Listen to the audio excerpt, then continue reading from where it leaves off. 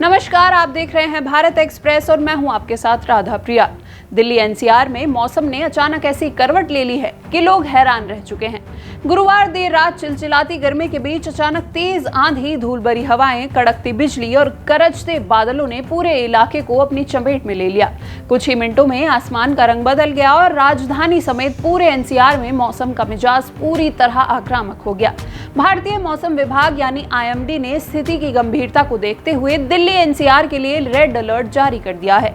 ये अलर्ट सामान्य चेतावनी नहीं होती, बल्कि इसका मतलब होता है तुरंत सतर्क हो जाइए, क्योंकि मौसम जान माल के लिए खतरा बन सकता है।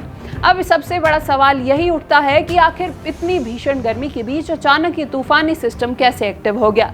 मौसम वैज्ञानिकों के मुताबिक इसका सीधा संबंध एक बड़े वायुमंडलीय सिस्टम से है, जो इस समय सेंट्रल पाकिस्तान और उससे सटे इलाकों के ऊपर सक्रिय है। वहां बना एक साइक्लोनिक सर्कुलेशन पूरे क्षेत्र के मौसम को अस्थिर कर रहा है। ये साइक्लोनिक सर्कुलेशन दरअसल हवाओं का एक घूमता हुआ सिस्टम होता है, जो आसपास के वातावरण में नमी और गर्म हवा को तेजी से ऊपर उठाता है।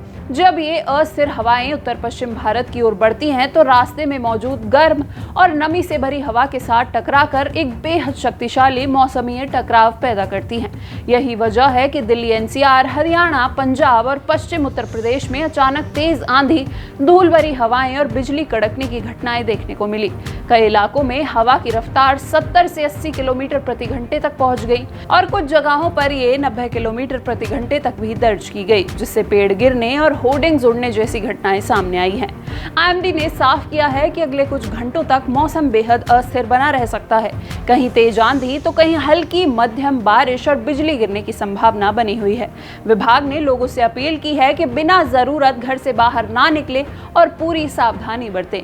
हालांकि इस तूफान ने एक तरफ जहां डर और सावधानी बढ़ाई है, वहीं दूसरी तरफ लोगों को भीषण गर्मी और उमस से बड़ी राहत भी दी है। पिछले कई दिनों से दिल्ली में तापमान लगातार बढ़ रहा था और टेम्परेचर 44 डिग्री सेल्सियस तक पहुंच चुका था, लेकिन इस मौसम बदलाव के बाद ठंडी हवाओं ने तापमान में गिरावट ला दी है। मौसम विशेषज्ञों का अनुमान है कि ये सिस्टम अगले 24 से 48 घंटों तक सक्रिय रह सकता है, जिससे आने वाले दिनों में और बारिश तथा तेज हवाओं का दौर देखने को मिल सकता है।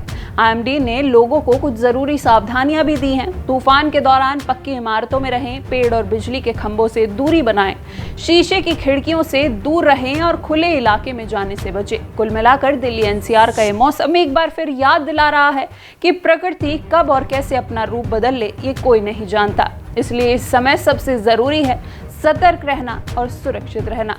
तो फिलहाल के लिए बस इतना ही। देश और दुनिया की ऐसी ही तमाम खबरों के लिए देखते रहिए भारत एक्सप्रेस।